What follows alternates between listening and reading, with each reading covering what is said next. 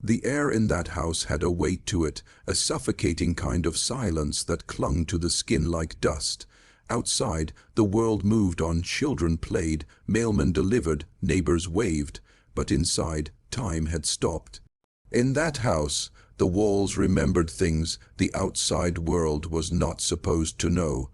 Things whispered between cracks, hidden in cupboards, behind doors that had never been opened in decades. And in the middle of it all, two children grew up unseen, untouched by the sunlight, untouched by anything but the gaze of their parents. Twins, they were called. Identical, they were said to be, but that was only part of the truth. Their parents had their reasons, reasons wrapped in shame and secrecy, reasons that were too dark to utter outside the house's thick walls. They spoke little to the neighbors, little to each other, and even less to the children. The twins, when they were allowed to leave the rooms where they spent most of their lives, encountered the world as if through a pane of glass, blurred, distorted, and endlessly alien. School, friends, laughter, these were alien concepts, shadows from stories told by others, never experienced firsthand. The outside world did not exist for them. Only the house, only the family, only each other. It began as a curiosity, a quiet unease in the local community. People whispered about the family, strange smells that sometimes drifted past the hedges. Shadows at the windows in the dead of night, two figures staring outward with eyes that held both innocence and a hint of something older, something carried across generations. The children were often sickly, fragile, their skin pale as if sunlight itself would harm them.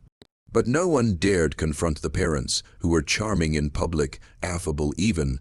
Behind closed doors, however, the twins existed in a world governed by rules that were not written anywhere, but enforced with an iron will disguised as parental love. The origins of the twins were not whispered lightly. Their conception was a secret layered in shame, a product of a hidden pattern that had repeated over generations. The parents, themselves bound by blood, had committed acts so taboo that even history seemed to avert its gaze. And in these acts the twins were born, a mirror of one another, yet bearing the subtle, creeping consequences of what should never have been. Their features, perfectly matched, held something unsettling, a symmetry so precise it seemed unnatural, almost like a warning carved into flesh. Growing up, the twins developed a language of their own, a code not intended to be understood by anyone but themselves. They communicated in silence, in glances, in touches that seemed both intimate and horrifying in their intensity. It was a world that no one else could enter, a closed system of shared experience that was both comforting and suffocating. The house, a labyrinth of corridors and locked rooms, became their entire universe. Light was rationed, sound was controlled, and any thought of curiosity beyond the walls was met with punishment, subtle at first, then escalating. The parents' motives were never simple. It was not merely control. There was an obsession there, an attempt to craft perfection through unnatural means, to create a lineage that bore their mark, untarnished by outsiders. In doing so, they warped childhood into something unrecognizable. Discipline blended seamlessly with affection, and love itself became indistinguishable from fear. The twins learned quickly that every glance, every word, every misstep had consequences. And as they grew, the differences between them and the world outside became more pronounced. They were not just hidden, they were preserved, kept as artifacts in a living experiment, a dark testament to a family's twisted idea of legacy. When the outside world intruded, it often did so in the form of suspicion or accidental glimpses. A neighbor once saw them briefly in the garden, two small figures moving together, eerily synchronized, their faces pale, their eyes unnervingly alike. Rumors swirled, but no one ever saw the full picture. The parents were masters of the facade, and by the time authorities were tipped off, there was nothing tangible, nothing that could pierce the veil of secrecy, And the twins, they remained behind the walls, growing, learning, observing, and absorbing the darkness that had been imposed upon them. What is most chilling is not merely that the twins existed in isolation, but the way the family normalized it, how the unnatural became mundane. Meals were prepared with careful attention to schedules that didn't exist outside the house. Voices were modulated to convey love or punishment without words. There were no friends, no toys, no schools, only lessons in survival and obedience, and a constant, unspoken lesson in secrecy. They learned quickly that their lives were stories forbidden to anyone beyond the walls. Any breach could erase them entirely. As the years passed, the twins aged, but not like ordinary children. Their bodies bore the subtle traces of inbreeding, features so strikingly similar they were almost indistinguishable. But there were other effects too, hidden beneath the surface. They learned to read fear, to anticipate emotion, to react before the world could move. They were hyper-aware, hyper-alert, each instinct sharpened by isolation, by the ever-present tension that their existence was unnatural, that their lives were a warning to anyone who might glimpse the truth. They were not just children, they were both victims and sentinels, living reminders of a family secret that had been buried carefully beneath the surface of normalcy. By the time anyone would have considered intervening, the twins were no longer just children. They were adolescents, adults in all but name, capable of understanding their own entrapment and the grotesque nature of the lineage that had produced them. And yet, in their eyes, there remained something hauntingly human, an innocence that had survived despite everything. That fragility made the horror even more profound, because no matter how twisted the circumstances, the truth is that these were human beings, trapped in a world designed to erase their humanity. Even historians, even investigators who would later try to piece together the story, could not grasp the full scope of what had occurred behind those doors. Diaries, photographs, and the occasional letter offered glimpses, but always there was something missing. Something unspeakable that could not be captured on paper or film. It was as if the house itself had absorbed the darkness, storing it in the air, in the floorboards, in the very walls, a witness to a family's descent into secrecy and obsession. And so, the twins remained hidden, the world outside remained oblivious, and the question that gnaws at anyone who learns this story is simple, yet unbearable. How far would a family go to hide what should never exist? What lines, what laws, what morality would be cast aside in the name of control, perfection, or shame? These are not idle questions. They are the questions that echo through the empty rooms of that house, whispered to anyone who dares listen closely enough.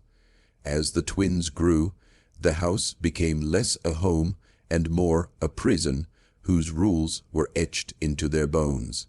Every footstep, every glance, every breath was catalogued by parents who had perfected the art of control.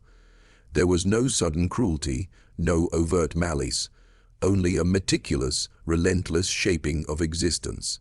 Punishments came silently, a withdrawn gaze, a withheld meal, a room left unheated for a night. And each consequence etched itself deeper into the twins' understanding of the world. It was theirs to endure, theirs alone, and any attempt at rebellion would be met with consequences that could not be undone. Outside, the world marched on, ignorant of the darkness within. Local children would play in fields, laugh in schoolyards, chase after imaginary monsters, and the twins could only watch. From behind curtains and through carefully cracked doors, they observed humanity as if it were a foreign country. They saw families argue, embrace, and celebrate, yet the concept of family warmth was alien, a storybook tale that never touched their lives. There were no parties, no birthdays, no friends. only each other and the suffocating weight of their parents' designs. The parents' obsession with control extended into minutiae that would seem absurd to anyone else. The twins' diet was monitored with an obsessive precision. Every step they took, every hour they slept, even the cadence of their speech was scrutinized. The house was rigged with invisible rules, lessons delivered subtly, enforced without words. The twins became acutely aware of every micro-expression, every tone, every inflection. They were trained not only to survive, but to anticipate the needs and desires of their captors, a skill that would later make them appear unnervingly perceptive to anyone who encountered them outside. Yet, within this prison, there were moments of strange intimacy, glimmers of humanity that were not entirely corrupted. When the parents were away, the twins would speak in whispers, their language a mix of invented words and gestures. They created worlds within walls, small rituals that tethered them to sanity. Sometimes they would mimic the life outside, play at school, at markets, even at fleeting holidays imagined from stories they had overheard. But these moments were fragile and always shadowed by the knowledge that discovery would lead to reprisal. As they entered adolescence, the physical effects of their isolation became more pronounced. Their features, already unnaturally similar, began to show signs of genetic consequence, fragile bones, subtle deformities, a vulnerability that the parents saw not as a warning, but as a mark of success in their grotesque experiment. And the twins themselves began to understand the unnatural nature of their existence, their mirrored faces and mirrored lives serving as both a comfort and a curse. They were never alone, yet they were profoundly alone. The twins began to question the world beyond the walls in ways they could not articulate. What was normal? What was love? What was freedom? And the answers offered by their parents were never reassuring. Half-truths, distortions, stories that wrapped control in the guise of care. It was a psychological web spun so delicately that breaking it seemed impossible. And yet, even within that web, the seeds of resistance began to sprout, small flickers of curiosity that could not be entirely extinguished. Visitors were rare, but when they came, they became instruments of tension and fear. A neighbor, a mailman, a distant relative. The twins were instructed to perform normalcy with an eerie precision. Smile, speak, nod, obey. Any hesitation was interpreted as defiance, and every action was noted. The parents' obsession with secrecy reached its apex in these moments, crafting an image of ordinary life while concealing the extraordinary horror within. And the twins learned that performance could protect them, even as it reinforced their imprisonment. By this time, the twins' awareness of their own abnormality was complete. They had no peers, no mirrors beyond themselves, no standard of comparison beyond whispered stories of other children. Their perception of reality was warped by the filtered lens of the household. And yet, within that warped reality, they were acutely aware of the eyes of the world outside, the unspoken judgment, the distant curiosity that might someday pierce the veil. They were both prisoners and sentinels, keeping secrets that belonged not only to their parents, but to generations that had come before. And there were moments, rare and fleeting, when the twins glimpsed a world beyond the house that was incomprehensible in its freedom. A bird alighting on a windowsill, the laughter of distant children, the rustle of leaves in the wind. These small elements of nature became almost sacred, symbols of a life they could never fully inhabit. They learned to treasure these glimpses quietly, silently, because even joy in that house could be dangerous. It is impossible to fully convey the psychological landscape of the twins during these years. Imagine a life where every thought is policed, every impulse controlled, every desire shadowed by fear. Imagine growing up with your own reflection as your only companion, a mirror that constantly reminds you of the unnaturalness of your existence. Imagine being told that your very being is a secret too shameful to share, yet being unable to question it, unable to rebel, unable to escape. This was their reality, this was their inheritance, and still the world outside remained unaware. Historians later described the house as ordinary, a quiet suburban dwelling hiding secrets too grotesque to imagine. Neighbors reported seeing nothing unusual, authorities found no reason to intervene, and the twins' isolation persisted. They were ghosts in plain sight, living beneath the gaze of society yet untouched by it, a shadow lineage carefully curated and concealed. Around this time, the twins began to test the boundaries of the world around them.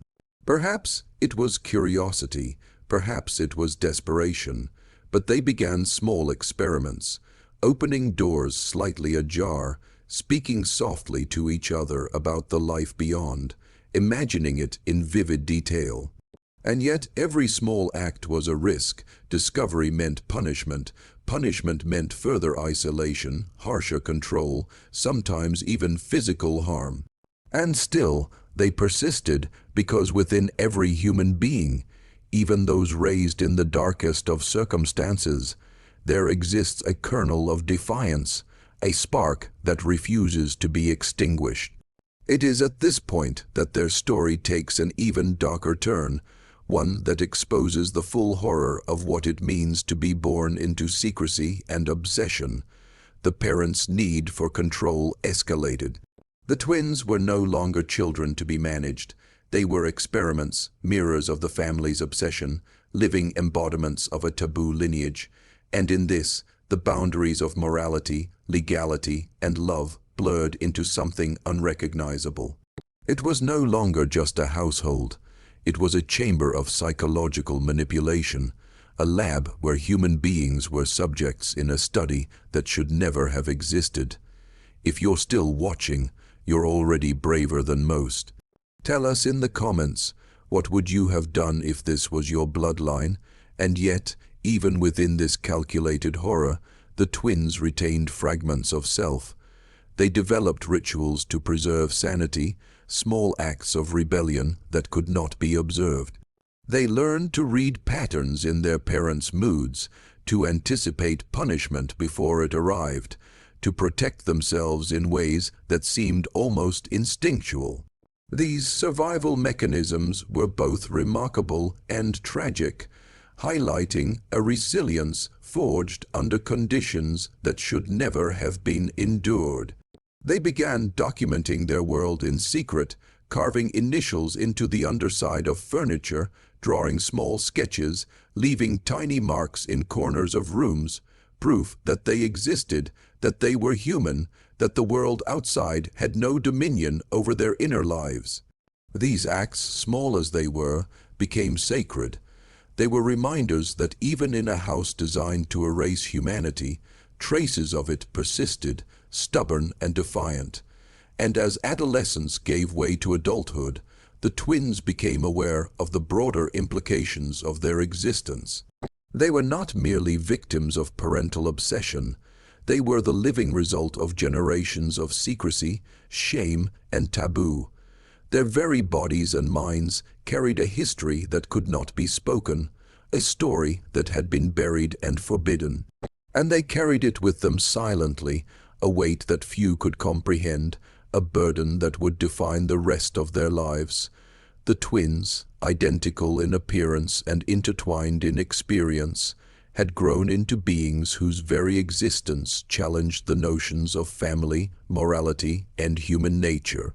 They were survivors of a horror so intimate it defied description, yet their survival was incomplete, marked by scars invisible to the world outside, but deeply etched in every gesture, every glance, every silent thought. By the time the twins reached adulthood, the walls that had contained them for so long had not only shaped their bodies, but had shaped their minds in ways that would haunt them for the rest of their lives. Their reflections were identical, almost unnervingly so, yet each bore the invisible fingerprints of a childhood lived in extreme isolation. Their movements, gestures, even the subtle cadence of their voices mirrored each other so perfectly that strangers often commented on their unnatural synchronicity, unaware that this resemblance was not just in appearance, it was in essence. They began to perceive the world beyond the house with a mixture of awe and terror. Streets, shops, laughter, arguments, love, cruelty, all these things existed, but as if through a distorted lens. They could not fully grasp them, could not fully participate. The years of psychological conditioning, the meticulous rules and rituals of the house, had left indelible marks. Social interaction was a minefield. Every smile had to be calculated, every word weighed, because the twins had learned too well that human interaction could be as dangerous as it was alluring. And yet, despite the oppressive shadow of their upbringing, fragments of humanity persisted. They sought connection, craving the warmth of a world that had denied them so much. The bonds they formed with each other were intense, inescapable, both a lifeline and a prison. Their shared history created a language beyond words, an unspoken communication that allowed them to survive in a world that had never prepared them for freedom. But with every step toward independence, the weight of inherited secrecy followed. They carried the past like a second skin, invisible to others, yet inescapable. Their parents, though aging, remained vigilant, a constant reminder of the life that had been constructed to contain them. Any attempt at autonomy was met with subtle, almost imperceptible resistance. A suggestion here, a look there always enough to remind the twins that the house and its horrors were their inheritance. It was a legacy not of wealth or wisdom, but of isolation, secrecy, and control. And as much as the twins desired freedom, the psychological chains forged over decades were not easily broken. The twins began to explore the fringes of their world, venturing outside under careful observation, slowly testing the limits imposed upon them. The reactions of strangers were a mixture of curiosity and discomfort. There was something in their mirrored existence, in the uncanny symmetry of their lives, that unsettled those around them, though no one could articulate why. And for the twins, these excursions were revelations, both liberating and terrifying. The world was vast, chaotic, and alive, yet it also highlighted the unnaturalness of their confinement. Every sight, sound, and smell reminded them of what had been stolen and what could never be reclaimed. Their story, when pieced together by outsiders years later, revealed a lineage steeped in secrecy and shame. Historians and investigators pored over diaries, letters, and interviews, trying to reconcile the twins' experiences with the lives of their parents. What emerged was a picture of a family obsessed with control, perfection, and concealment. The twins were living symbols of that obsession, reminders of choices so taboo they could scarcely be spoken aloud. And yet, amid this revelation, there remained a question that history itself could not answer. How much of the twins' identity was their own, and how much had been imposed by a lifetime of manipulation? The psychological scars of such an upbringing were profound. Trust was a currency they had never learned to spend freely. Love was a dangerous concept, tinged with suspicion and fear. Autonomy was an illusion, as every decision had been conditioned by the invisible rules of their formative years. And yet there was resilience. There was a quiet, unspoken determination to survive, to bear witness, to exist despite the weight of a past that sought to define them entirely. In that struggle lay a kind of tragic heroism, the kind that history rarely acknowledges.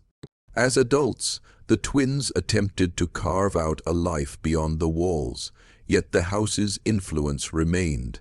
Patterns of thought, ingrained behaviors, and learned anxieties followed them like shadows. Relationships were tentative, social engagements exhausting, and the outside world both fascinating and threatening. Every day was a negotiation between who they were, who they had been made to be, and the lives they hoped to claim for themselves.